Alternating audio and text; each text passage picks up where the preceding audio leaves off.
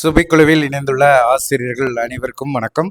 ஆசிரியர்களே, தற்பொழுது நாம் காண இருக்கக்கூடிய பகுதியானது ஆசிரியர் தேர்வு வாரியம் டிஆர்பி அறிவிக்கக்கூடிய தேர்வு. ஆசிரியர் தேர்வு வாரியம் டிஆர்பி அறிவிக்கக்கூடிய தேர்வானது டிஆர்பி பிஇஓ எக்ஸாம் 2025. இந்த தேர்விற்கான நோட்டிபிகேஷன் நவம்பர்ல 2025 கொடுத்து தேர்வானது மார்ச்ல நடைபெறும் சொல்லி டிஆர்பியோட டென்டேட்டிவ் ஆனுவல் பிளான்ல கொடுத்துருக்காங்க.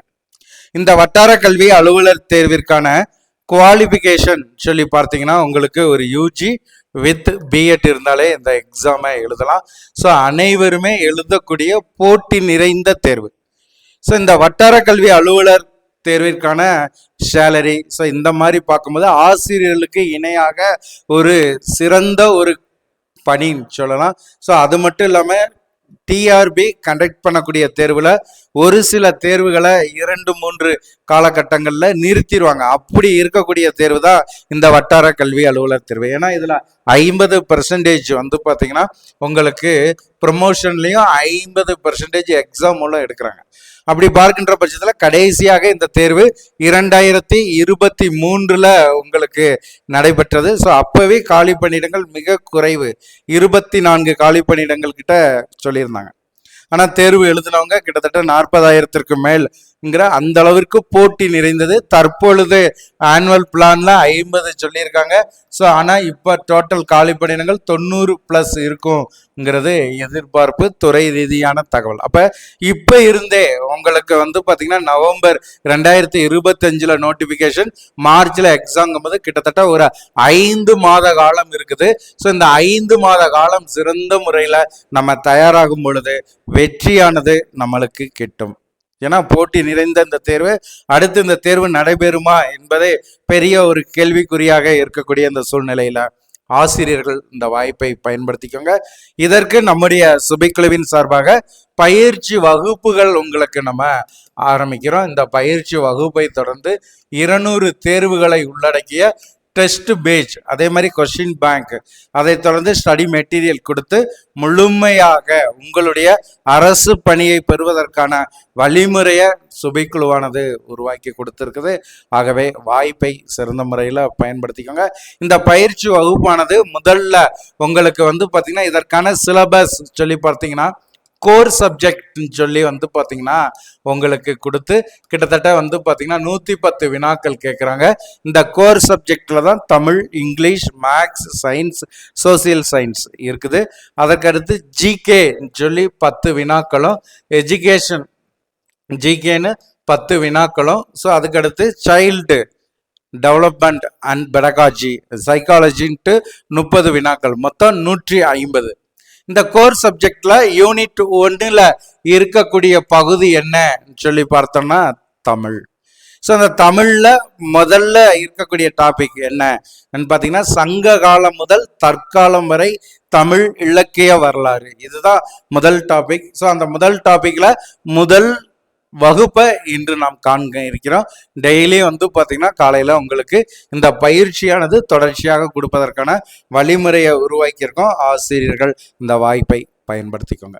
அப்போ தமிழ் இலக்கிய வரலாறு, சங்க காலம் முதல் தற்காலம் வரை இலக்கிய வரலாறுன்னு சொல்லும் பொழுது இந்த இலக்கிய வரலாறை காலத்தின் அடிப்படையில் இலக்கிய வரலாறாக என்ன செய்யறாங்க, பிரிக்கிறாங்க. முதல்ல சங்க காலத்தினுடைய இலக்கிய வரலாறு, இரண்டாவது சங்கம் மருவிய காலம், மூன்றாவது இருண்ட காலம், பல்லவர்கள் காலம், சோழர் காலம் சொல்லி இந்த இலக்கிய வரலாறானது பிரிக்கப்படுகிறது. அப்ப சங்க காலம் சொல்லும் பொழுது சங்க காலம்னாலே பொற்காலம் என்று அழைக்கப்படுது. இதனுடைய காலம் கிமு 500 முதல் கிபி 200 வரை. இரண்டாவதாக இருக்கக்கூடியது சங்கம் மருவிய காலம், கிபி 200 முதல் கிபி 250 வரை இருக்கக்கூடிய காலம் சங்கம் மருவிய காலமாகவும், இருண்ட காலம் கலப்பிரர்களினுடைய காலம் இருண்ட காலம் என்று அழைக்கப்படுது. ஸோ இது கிபி 250 முதல் கிபி 600 வரை இருக்கக்கூடியது இருண்ட காலமாக நம்ம என்ன செய்யறோம், அழைக்கின்றோம். அதுக்கடுத்து பல்லவர்கள் காலம், பல்லவர்களுடைய காலமானது சமய மறுமலர்ச்சி காலம் என்று அழைக்கப்படுகிறது. சரியா? நம்மளுக்கு வினாக்கள் கேட்கலாம். பல்லவர்களின் காலம், சமய மறுமலர்ச்சி காலம். இந்த பல்லவர்களுடைய காலமானது கிபி 600 முதல் கிபி 900 வரை இருக்கக்கூடிய காலம். அதுக்கடுத்து சோழர்கள் காலம். இந்த சோழர்களுடைய காலம் காப்பிய காலம் என்று அழைக்கப்படுகிறது. அப்ப முதல்ல சங்க காலம், சங்க மருவிய காலம், அதுக்கடுத்து பாத்தீங்கன்னா இருண்ட காலம், பல்லவர்கள் காலம், சோழர்கள் காலம் நம்ம பார்க்கிறோம். அதனுடைய காலங்களை பார்த்தோம். ஆனா அடுத்து பார்க்கக்கூடியது அதனுடைய நூல்களின் காலம். ஸோ இந்த காலத்துல இயற்றப்பட்ட நூல்கள் என்ன, அதை தான் பாத்தீங்கன்னா தற்பொழுது நம்ம என்ன செய்ய போறோம், பார்க்க போறோம். ஸோ அதுல குறிப்பாக சங்க காலம் சொல்லி எடுக்கும் பொழுது 8 தொகை, 10 பாட்டு, 11 மேல் கணக்கு. சரியா? ஸோ இது பாத்தீங்கன்னா சங்க காலத்தினுடைய 8 தொகை, 10 பாட்டு சங்க கால நூல். இது 11 மேல் கணக்கு நூல் என்று அழைக்கப்படுகிறது. அடுத்து சங்க மருவிய காலம் இருக்கு. இந்த சங்க மருவிய காலம் என்பது நீதி மருவிய காலம் அல்லது இருண்ட காலம் அல்லது 11 கீழ்கணக்கு நூல்களின் காலம் என்று அழைக்கப்படுகிறது. அடுத்தபடியாக காப்பிய காலம். இந்த காப்பிய காலம் என்பது 50 காப்பியங்கள், 5 காப்பியங்களினுடைய காலம். 50 காப்பியம்: சிலப்பதிகாரம், மணிமேகலை, சீவக சிந்தாமணி, வளையாபதி, குண்டலகேசி. ஸோ அதே மாதிரி பாத்தீங்கன்னா 5 காப்பியங்கள். ஸோ இது பாத்தீங்கன்னா காப்பிய காலம் என்று அழைக்கப்படுகிறது. அடுத்து பாத்தீங்கன்னா பக்தி காலம், பக்தி இலக்கியங்கள் தோன்றிய காலம் பக்தி காலம் என்று அழைக்கப்படுது. 12 திருமுறை, 4000 திவ்ய பிரபந்தம், இது பக்தி காலமாகவும். அடுத்து சிற்றிலக்கியங்களின் காலம்: தூது, உலா, பரணி, மொத்தம் 96 வகை நூல்கள் சிற்றிலக்கியங்கள், அதனுடைய காலம். இப்ப இருக்கக்கூடிய 19ஆம் நூற்றாண்டு காலமானது ஐரோப்பியர்களின் வருகை, நாவல், சிறுகதை, புது கவிதை இதனுடைய காலமாக அறியப்படுகிறது. ஸோ அப்ப இந்த இலக்கிய வரலாற்றினுடைய காலத்தை மெயினா தெரிஞ்சுக்கோங்க. அதுல மெயினா ஃபர்ஸ்ட் பார்க்கக்கூடியது சங்க காலம். சங்க காலம்னா என்ன? கிபி 500 முதல் கிமு 500 முதல் கிபி 200 வரை இருக்கக்கூடிய காலம் சங்க காலம் என்று அழைக்கப்படுது. இந்த சங்க காலத்துல மதுரையில் மெயினா பார்த்துக்கோங்க, மதுரையில் பாண்டியர்கள் சங்கம் வைத்து தமிழ் வளர்த்த காலம். தொல்காப்பியம், 8 தொகை, 10 பாட்டு ஆகிய நூல்கள். சரியா? தொல்காப்பியம், 8 தொகை, 10 பாட்டு ஆகிய நூல்கள் தோன்றிய காலம் எதுனா சங்க காலம். தொல்காப்பியத்திற்கு முன்பே அகத்தியரால் அகத்தியம் என்ற இலக்கண நூலானது இயற்றப்பட்டது. அப்ப சங்க காலம் எடுத்துக்கிற போது அதனுடைய கால அளவு என்ன? ஸோ அதுல அந்த சங்க காலத்துல மதுரையில பாண்டியர்கள் சங்கம் வைத்து எதை வளர்த்தனர்? தமிழ் வளர்த்தனர். அதே மாதிரி தொல்காப்பியம், 8 தொகை, 10 பாட்டு ஆகியவை இந்த சங்க காலத்தில் தோன்றியது. இந்த தொல்காப்பியத்திற்கு முன்பே அகத்தியரால் அகத்தியமானது இயற்றப்பட்டது. சரியா? ஸோ இதான் மெயினா பாத்தீங்கன்னா தெரிஞ்சுக்கோங்க. இது சங்க காலத்தினுடைய சிறப்பு. சங்க காலத்துல என்னென்ன ப்ராசஸ் அதை மெயினா பாத்தீங்கன்னா தெரிஞ்சுக்கோங்க. ஸோ அடுத்த காலம் பாத்தீங்கன்னா சங்கம் மருவிய காலம். இந்த சங்கம் மருவிய காலம் சொல்லி எடுத்துக்கிற பொழுது கிபி 200 முதல் கிபி 250 வரை இருக்கக்கூடிய காலம். மெயினா பாத்தீங்கன்னா இரட்டை காப்பியங்களான சிலப்பதிகாரம், மணிமேகலை இந்த சங்கம் மருவிய காலத்தில் என்ன செய்யப்பட்டது? சங்கம் மருவிய காலத்தில் தோன்றியது. அடுத்த பகுதி இருண்ட காலம். ஸோ இந்த இருண்ட காலம் சொல்லி நம்ம பார்க்கும் பொழுது இந்த இருண்ட காலத்தை நீதி மருவிய காலம் என்றும் அழைக்கப்படுது. ஸோ நம்மளுக்கு வினாக்கள் கேட்கலாம். இருண்ட காலம் என்று அழைக்கப்படக்கூடியது, இருண்ட காலம் வேறு எவ்வாறு அழைக்கப்படுகிறது சொல்லி கேட்டாங்கன்னா நீதி மருவிய காலம் என்று அழைக்கப்படுகிறது.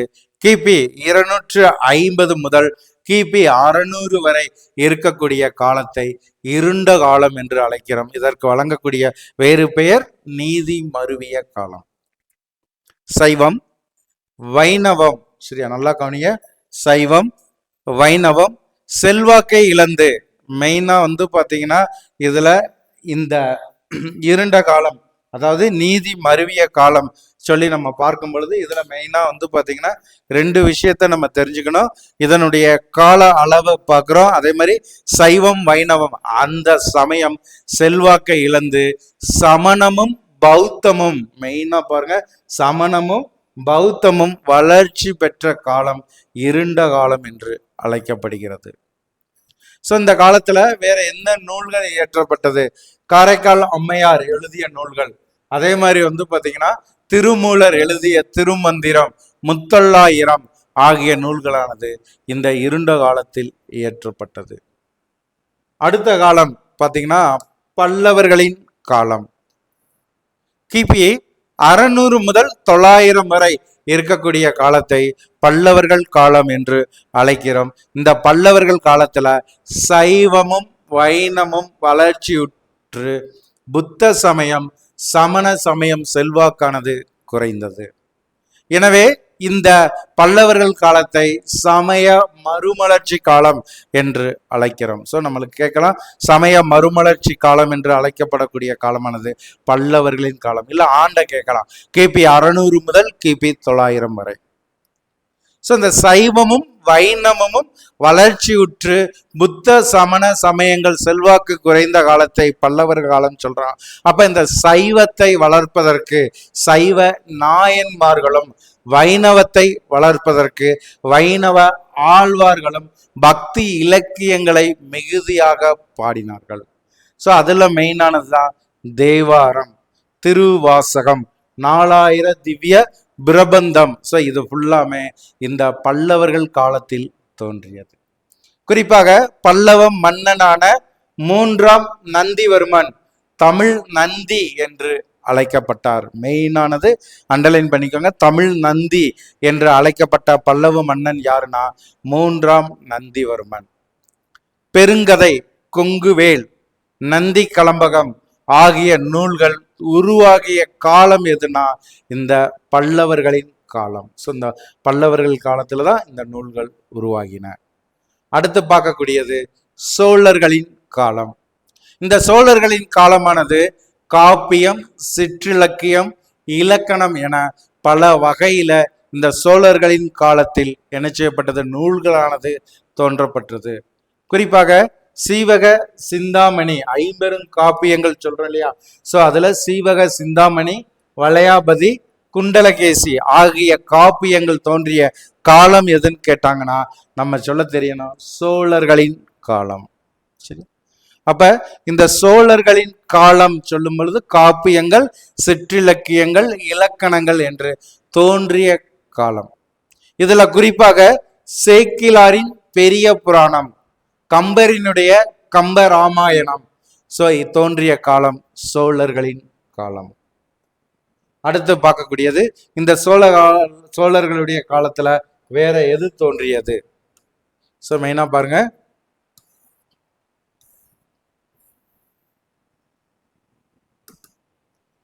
சோழர்கள் காலத்துல காப்பியங்கள் மிகுதியாக இயற்றப்பட்டதால் இந்த காலம் காப்பிய காலம் என்று அழைக்கப்படுகிறது. அப்ப சோழர்களின் காலம் எவ்வாறு அழைக்கப்படுகிறதுனா காப்பியங்களின் காலம் என்று அழைக்கப்படுகிறது. அடுத்து பரணி, பிள்ளைத்தமிழ், உலா, இலக்கண நூல்கள், நிகண்டுகள் அதாவது அகராதி ஆகியவையும் இந்த சோழர் காலத்தில் தோன்றியது. அப்ப இந்த தமிழ் இலக்கிய வரலாறுன்னு எடுத்துக்கிற போது உங்களுக்கு சங்க காலம், சங்கம் மருவிய காலம்னு ஒவ்வொரு காலத்தையுமே நம்ம பார்த்தாச்சு. இப்ப சங்க காலம் சொல்லி எடுத்துக்கிற போது அதுல மெயினானது தமிழ் சங்கங்கள் சொன்ன இல்லையா?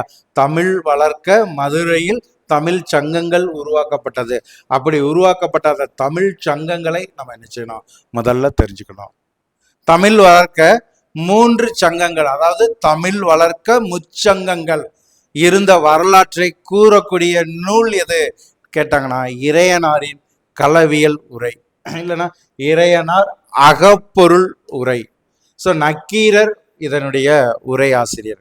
அப்ப தமிழ் வளர்க்க முச்சங்கங்கள் இருந்த வரலாற்றை கூறக்கூடிய நூல்னா நம்மளுக்கு தெரியணும் இறையனார் அகப்பொருள் உரை. ஸோ இந்த முச்சங்கங்கள்ல முதல்ல இருக்கக்கூடிய சங்கம் தலைச்சங்கம். இந்த தலைச்சங்கத்தை தோற்றுவித்தவர்கள் பாண்டியர்கள். இலக்கண நூல், தலைச்சங்கத்தில் தோன்றிய இலக்கண நூல் அகத்தியம். இந்த தலைச்சங்கத்தினுடைய தலைமை இடம் தென்மதுரை, கடல் கொண்டது. இந்த சங்கம் பக்ருலி ஆற்றங்கரையில் அமைக்கப்பட்டது என்று கூறப்படுகிறது. இந்த முதல் சங்கத்தை தோற்றுவித்தவர் யார்னா காட்சின வழுதி என்னும் பாண்டிய மன்னன். இந்த தலைச்சங்கத்தினுடைய முதன்மை புலவர்கள், இறைவன் தான் முதல் புலவர்களாக இருக்காங்க, சிவன், முருகன். அதுக்கு அடுத்தபடியாக அகத்தியர். இந்த தலைச்சங்கத்தில் தோன்றிய நூல்கள் என்ன? தலைச்சங்கத்தில் தோன்றிய நூல்களானது முதுநாரை, முதுகுருகு, பெரும்படி பாடல். ஸோ இது முதல் சங்கம். அடுத்து நம்ம பார்க்கக்கூடிய சங்கமானது இடைச்சங்கம். இந்த இடைச்சங்கத்தை தோற்றுவித்தவர்கள் இதுவும் பார்த்தீங்கன்னா பாண்டியர்கள் தான். ஸோ நிறுவியவர் வெண்வேர் செழியன். இதுல இந்த இடைச்சங்கத்துல தோன்றிய நூல்கள் சொல்லி பார்த்தீங்கன்னா பெருங்களி, பெருங்குருவி, வியாழமாலை, மாபுராணம், பூத புராணம். ஸோ இது ஃபுல்லாமே இடைச்சங்கத்தில் தோன்றிய நூல்கள். இந்த இடைச்சங்கத்தில் சிறந்த புலவர்கள் பார்த்தோம்னா தொல்காப்பியர், அதே மாதிரி திரையன் மாறன்.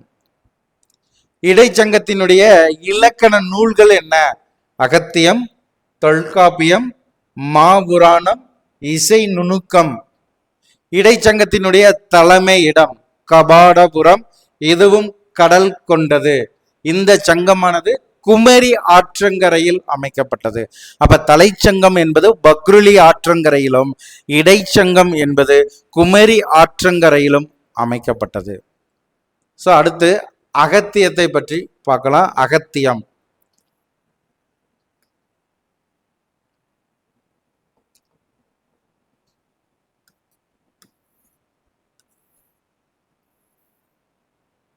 அகத்தியம் இதனுடைய ஆசிரியர் யாருன்னு கேட்டோம்னா அகத்தியர். அகத்தியம் நூலின் ஆசிரியர் அகத்தியர். அகத்தியருக்கு வழங்கக்கூடிய வேறு பெயர்கள் என்ன? குடமுனி, குருமுனி, பொதியில் முனி, தமிழ் மொழியினை தந்தவர். ஸோ இது ஃபுல்லா அகத்தியருக்கு வழங்கக்கூடிய வேறு பெயர்கள். ஸோ இந்த அகத்தியம் என்பது முழுமையாக கிடைக்கப்பெறவில்லை. 3 சங்கங்களிலும் அரங்கேற்றிய நூல் எதுன்னு கேட்டாங்கன்னா அகத்தியம். 3 சங்கங்களிலும் அரங்கேற்றிய நூல் அகத்தியம். ஆசிரியர் அகத்தியர். அடுத்து தொல்காப்பியத்தை பற்றி பார்க்கலாம். ஏன்னா இது அந்த காலங்களில் உடைய இலக்கண நூலா இருக்கு தொல்காப்பியம். இந்த தொல்காப்பியத்தினுடைய ஆசிரியர் தொல்காப்பியர். தொல்காப்பியம் ஆசிரியர் தொல்காப்பியர். அகத்தியரினுடைய 12 மாணவர்களுள் ஒருவர் தான் இந்த தொல்காப்பியர். தமிழில் நமக்கு கிடைக்கப்பெற்ற நூல்கள்ல காலத்தால் முற்பட்ட நூல் எதுன்னு கேட்டாங்கன்னா நம்மளுக்கு தெரியணும் தொல்காப்பியம். இந்த தொல்காப்பியமானது எழுத்து, சொல், பொருள் என 3 அதிகாரங்களை உடையது. தொல்காப்பியத்திற்கு முழுமைக்கும் உரை எழுதியவர் யாருன்னா இளம்பூரணார். சொல் அதிகாரத்திற்கு சிறந்த உரை எழுதியவர் சேனாவரையர். அரங்கேற்றம் செய்யப்பட்ட இடம், இந்த தொல்காப்பியரினுடைய தொல்காப்பியம் அரங்கேற்றப்பட்ட இடமானது நிலத்தரு திருவிற் பாண்டியனுடைய அவைகள். சரியா? ஸோ இது இதனை குறித்த மிக முக்கிய கருத்து. அடுத்த சங்கமானது கடைச்சங்கம். முச்சங்கங்கள்ல முதல் சங்கம் இடைச்சங்கத்தை பார்த்தாச்சு, கடைச்சங்கம். இந்த கடைச்சங்கத்தை நிறுவியவர் யாருன்னா முடத்திருமாறன் உள்ளிட்ட 49 பேர் கடைச்சங்கத்தை நிறுவியவர்கள். இந்த கடைச்சங்கம் அமைந்திருக்கக்கூடிய இடமானது வடமதுரை, தற்போதைய மதுரை. இந்த கடைச்சங்கத்துல பாடப்பட்ட நூல்கள் சொல்லி பார்க்கும் பொழுது 10 பாட்டு, 8 தொகை, 11 மேல் கணக்கு நூல்கள். ஸோ இது கடைச்சங்கத்தில் பாடப்பட்டது. கடைச்சங்கத்தினுடைய முதன்மை புலவர்கள் யாருன்னா மருதநில நாகனார், இளந்திருமாறன். ஸோ இது 3 சங்கங்கள். அடுத்து 4வது சங்கம் தான் தற்போதைய தமிழ் சங்கம். தற்போதைய இந்த தமிழ் சங்கத்தை நிறுவியவர் யாருன்னா பாண்டித்துரை தேவர். நிறுவிய நாள் 1909. ஸோ இந்த சங்கம் பற்றிய முழுமையாக கூறக்கூடிய நூல் எதுனா இறையனார் களவியல் உரை. ஸோ அடுத்து பாருங்க, சங்க காலம் சொல்லி எடுத்துக்கிற பொழுது மூவேந்தர்கள் வந்துருவாங்க. அப்ப அவர்களுடைய தலைநகரம் ஃபர்ஸ்ட் பார்க்கும் பொழுது சேரனுடைய தலைநகரம் வஞ்சிமா நகரம், சோழன் உறையூர், பாண்டியன் மதுரை. ஸோ முதல்ல உங்களுடைய தலைநகரை நம்ம தெரிஞ்சுக்கணும். சரிங்களா? ஸோ அடுத்து 1 by 1 நம்ம இங்க கொடுத்துருக்கோம் பாருங்க. அடுத்து அவர்களுடைய துறைமுகம், சேரர் துறைமுகம் முசிறி தொண்டி, சோழர்கள் காவிரி பூம்பட்டினம், பாண்டியர்களின் துறைமுகம் கொற்கை தொண்டி. அடுத்து அணியக்கூடிய மாலை பூவானது சேரர் பனம்பூ மாலை, போந்தைன்னு சொல்லுவாங்க. ஸோ அடுத்து வந்து பார்த்தீங்கன்னா சோழர்கள் ஆ மாலை இல்லை அத்திப்பூ மாலை, பாண்டியர்கள் வேப்பம்பூ. இவர்களுடைய கொடியானது வில், புலி, மீன். குலம் சேரர்கள் அக்னி குலம், சோழர்கள் சூரிய குலம், பாண்டியர்கள் சந்திர குலம். ஸோ சேரர்களுக்கு வழங்கக்கூடிய வேறு பெயர்கள் என்ன சொல்லி பார்த்தா உதயன், வானவன், குட்டுவன், கேரளன் என்று சேரர்களுக்கு வழங்கக்கூடிய வேறு பெயர்கள். அதே மாதிரி சோழர்களுக்கு வளவன், கிள்ளி, செம்பியன் என்றும், பாண்டியர்களுக்கு மீனவன், தென்னவன், பஞ்சவன், தமிழ் நாடன் என்றும் வழங்கப்படுகிறது. அடுத்து பார்த்தீங்கன்னா இந்த சங்க காலத்தினுடைய இலக்கியங்கள். சரி, சங்கத்தை பார்த்தாச்சு. அடுத்து அந்த சங்க காலத்தினுடைய இலக்கியம், தமிழ் இலக்கிய வரலாறு சொல்லும் பொழுது அதுல சங்க காலம் ஒரு பொற்காலம். இந்த சங்க காலத்தில் தோன்றிய நூல்கள் எவ்வாறு அழைக்கப்படுகிறதுனா வீரயுக பாடல்கள், தேசிய இலக்கியம், திணை இலக்கியம் என்று அழைக்கப்படுது. முக்கியமானது, அப்படியே அண்டர்லைன் பண்ணிக்கோங்க. சங்க இலக்கியம் எவ்வாறு அழைக்கப்படுகிறதுன்னு சொல்லி கேட்டாங்கன்னா உங்களுக்கு சங்க இலக்கியத்தினுடைய சங்க காலத்தினுடைய இலக்கியங்களுக்கான வேறு பெயர்கள்: வீரயுக பாடல்கள், தேசிய இலக்கியம், திணை இலக்கியம். அடுத்து இந்த சங்க காலத்துல புலவர்கள் குறிப்பு பொருள் உத்திகள் என்னன்னா உள்ளுரை, உவமம், இறைச்சி. சங்க இலக்கியங்கள் பழந்தமிழ் இலக்கணமாகிய தொல்காப்பியத்திற்கு இலக்கியங்களால் திகழ்கின்றன. அடுத்து நம்ம பார்க்கக்கூடியது 11 மேல்கணக்கு நூல்கள். மேல்கணக்குங்கும்போது இந்த சங்க காலத்துல தோன்றிய 8 தொகையும் 10 பாட்டும் மேல்கணக்கு நூல்கள் என்று அழைக்கப்படுகிறது. கணக்கு என்பதற்கான பொருள் நூல் அல்லது அறம் என்று பொருள் உண்டு. அப்ப கணக்கு என்பதற்கு பொருள் என்னன்னா நூல் அல்லது அறம். கணக்கு என்பதற்கு அறம்தான் பொருள் என்று கூறியவர் ரத்தின சபாபதி. சரியா? ரத்தின சபாபதி என்பவர் இந்த கணக்கு என்பதற்கு பொருள் அறம் என்று கூறினார். அப்ப இந்த மேல் கணக்கு நூல்கள் எதுன்னா 10 பாட்டு, 10 நூல்களை உடையது. அதே மாதிரி 8 தொகை, 8 நூல்களை உடையது. சரியா? இதை மெயினா பேசிக்கா தெரிஞ்சுக்கோங்க. அடுத்து 1 by 1 நம்ம போக ஆரம்பிச்சிடலாம். சரியா? ஸோ அடுத்து பாருங்க, இந்த 10 பாட்டு 8 தொகை. ஸோ இது ரெண்டுமே 11 மேல்கணக்கு நூல்கள், சங்க காலத்தினுடைய நூல்களாக அறியப்படுகிறது. இதுல குறிப்பாக 10 பாட்டு நூல்கள்னா என்ன? ஸோ அதற்கு வந்து பார்த்தீங்கன்னா என்ன செஞ்சிருக்காங்க, ஒரு பாடலானது இருக்கு. முருகு பொருநாறு 12 முல்லை பெருகு வள மதுரை காஞ்சி மறுவினிய கோல நெடுநல் வாடை கோல் குறிச்சி பட்டினப்பாலை கடாத்தொடும் 10 நூல்களுடைய பாடல். இந்த 10 பாட்டுல அகப்பாடல்கள் எத்தனை சொல்லி கேட்டா 3 பாடல்களானது அகப்பாடல்கள். அப்ப 10 பாட்டுல 3 பாடல்கள் அகப்பாடல்கள். அகப்பாடல்கள்னா என்ன சொல்லி பார்த்தீங்கன்னா இல்லறம், காதலன், காதலி. ஸோ இதை பற்றி குறிக்கக்கூடியது இல்லறம், காதலன், காதலி, இதை பற்றி குறிக்கக்கூடியத அகப்பாடல் என்று கூறுகிறோம். அப்ப இந்த 10 பாட்டுல இருக்கக்கூடிய பாடல்கள் 3 அகப்பாடல்கள். ஒன்று முல்லை பாட்டு, இதனுடைய ஆசிரியர் நப்பூதனார். குறிஞ்சி பாட்டு, இதனுடைய ஆசிரியர் கபிலர். பட்டினப்பாலை, இதனுடைய ஆசிரியர் கடியலூர் உருத்திரங்கண்ணனார்.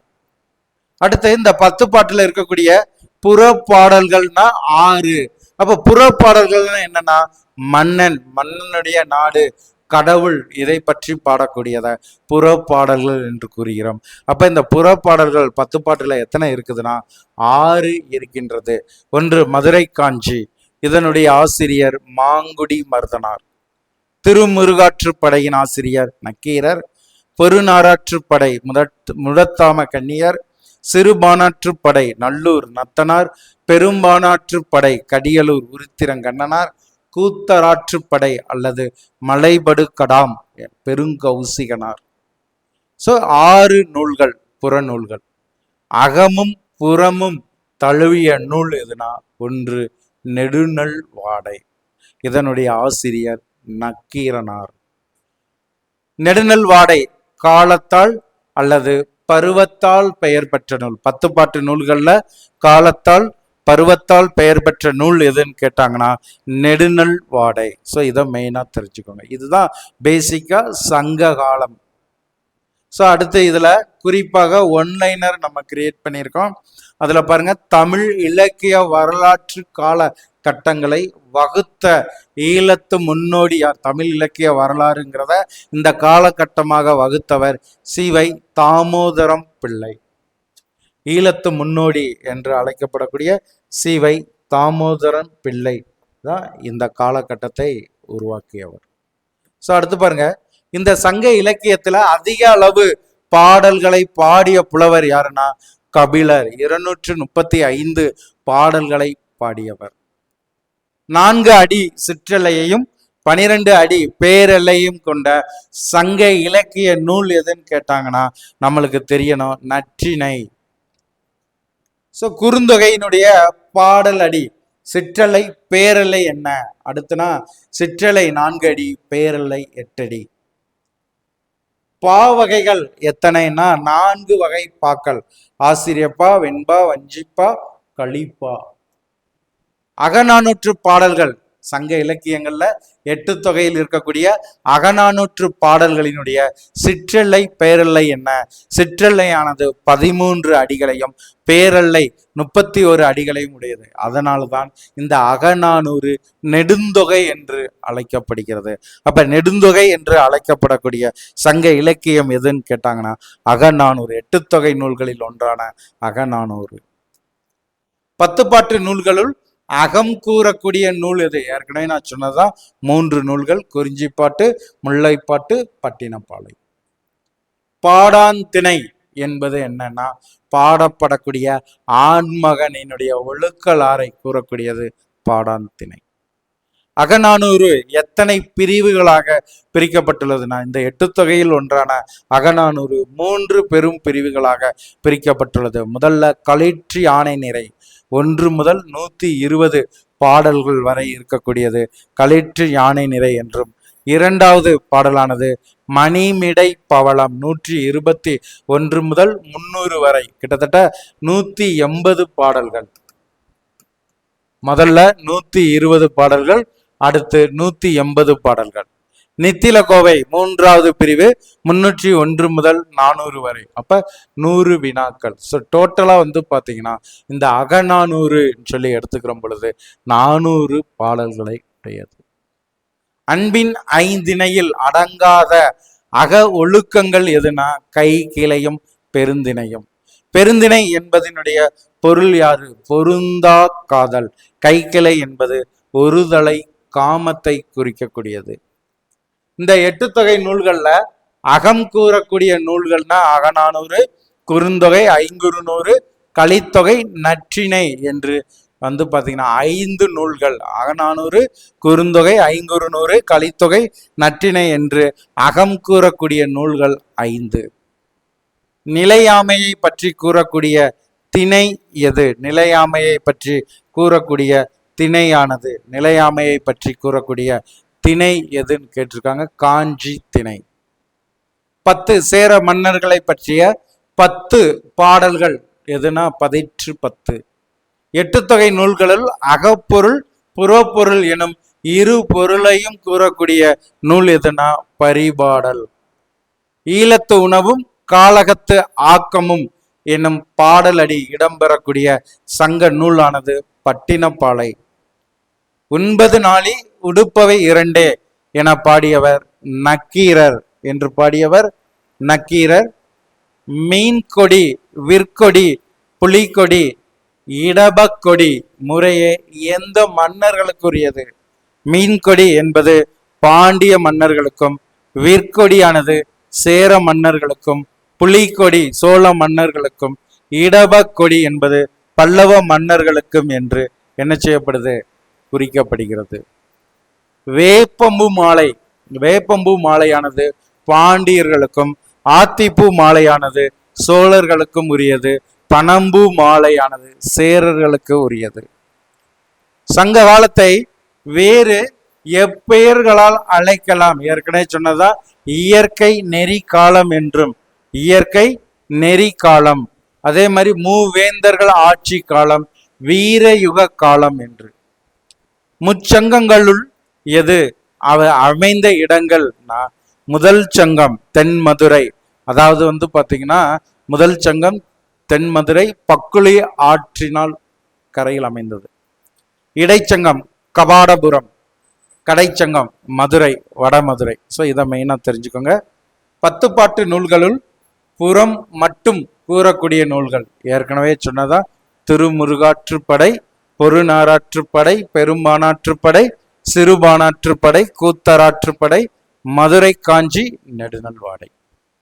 ஆற்றுப்படை நூல்களுள் அடிகளால் பெரிய நூல் மலைபடு கடாம். கூத்தராற்றுப்படை 583 அடிகளை உடையது. திருமுருகாற்றுப்படை என்ற நூலினுடைய மறுபெயர் என்னன்னா புலவராற்றுப்படை. பாலை நிலத்தில் வெற்றி பெற்றோர் சூடக்கூடிய பூ வாகை. 5 நிலங்களும் தனித்தனியே 100 பாடல்களை கொண்ட, 5 நிலங்களும் தனித்தனியே 100 பாடல்களை கொண்ட. 8 தொகை நூல் எதுனா ஐங்குறுநூறு.